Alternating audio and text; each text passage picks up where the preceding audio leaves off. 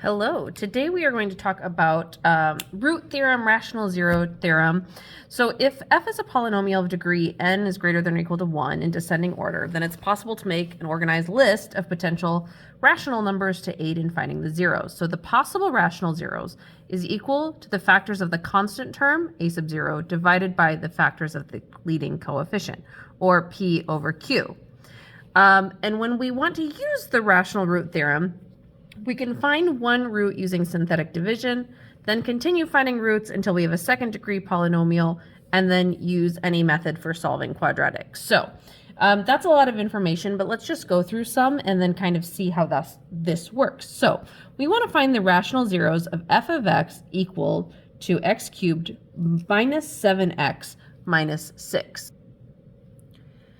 So p is equal to 6 in this case, right? So this is our p here. And q is equal to 1. So p over q is going to be equal to 6 over 1, which is going to be equal to plus or minus 1, plus or minus 2, plus or minus 3, and plus or minus 6, right? These are our factors. So we should use one of these to test, and I'm going to use negative 1 in this case. I'm going to rewrite this using synthetic division. So I've got 1, 0, negative 7, negative 6, and we are going to divide by negative 1, okay? So bring down the 1, this becomes negative 1, 1, we've got negative 6, 6, so that's 0, great, we've got nothing there. So now that would become x squared minus x minus 6, and I can set that equal to 0, and then factor, so I'm going to get minus 3 plus 2. So our x's are, the zeros of this are negative 2, negative 1, and a positive 3. Okay, not too bad, right? We're kind of combining what we knew before. Let's move on and do another one. Here we want to find the rational zeros of 2x cubed plus 3x squared minus 1. So in this situation, p is going to be equal to negative 1, and q is equal to 2. So p over q is going to be plus or minus 1, and plus or minus 1/2, all right? So I can divide using synthetic division, 2, 3, negative 1. And in this case, I'm going to try negative 1 again. So we have 2, negative 2, 1. That's going to be a negative 1. Oh, you know what I forgot to do? Hold on. I did this wrong. This should be a 0. This is a 0. This is a negative 1. Okay, so this becomes negative 1. Negative 1, that's a positive 1, good, trying to get our zeros there. So then we have 2x squared plus x minus 1, and we can set that equal to 0, factor, so we get 2x, x, minus 1, plus 1. So our zeros in this case are x equals negative 1 and x equals a positive 1/2. And negative 1 is actually going to have a multiplicity of 2 because we did this twice. So multiplicity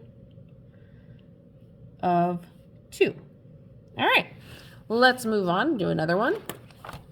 We're asked to find the real zeros of f of x equals negative 4x cubed plus 15x squared minus 8x minus 3. So p here is negative 3. Q is negative 4. So this is negative 3, negative 4. So we're going to have, for our factors here, plus or minus 1, plus or minus 3, plus or minus 1/2, plus or minus, 3/2, plus or minus 1/4. Okay, so when I write this out using synthetic division, then I've got negative 4, 15, negative 8, negative 3. And this time I'm going to divide by 1. So we bring down this negative 4. Oops, I really didn't leave enough room here. Negative 4, 11, 11, 3, positive 3, and so we get 0 here. So that gives us a negative 4x squared plus 11x plus 3 set that equal to 0, and then I'm actually going to use synthetic division again.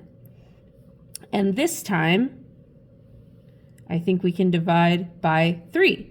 And it should be one of our same factors here. It should still work.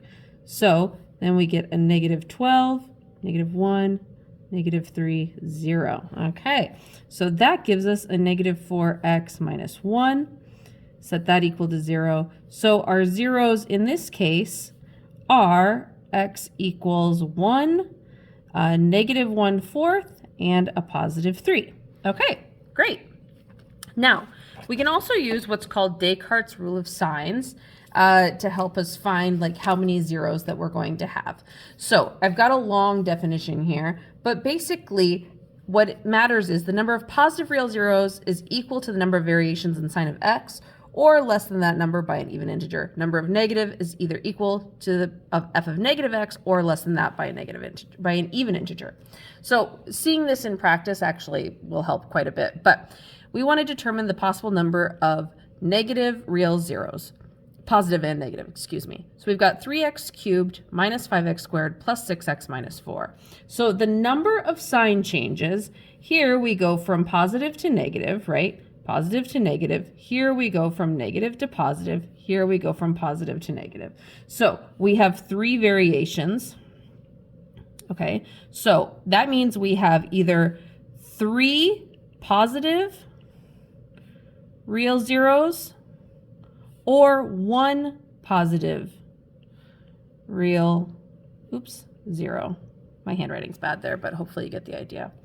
Okay, and then f of -x is going to be, okay, so I wrote this out, and then this will become -3x cubed minus 5x squared, because that would become positive, that would stay negative, right? Plus 6x, right? Is that right? And then minus 4, no, this should be minus 6x. That's what I did wrong. Okay, minus 6x minus 4. So here we have no change, no change, no change, no change. So there are no negative real zeros. Okay, hopefully that will help explain how to do your next task.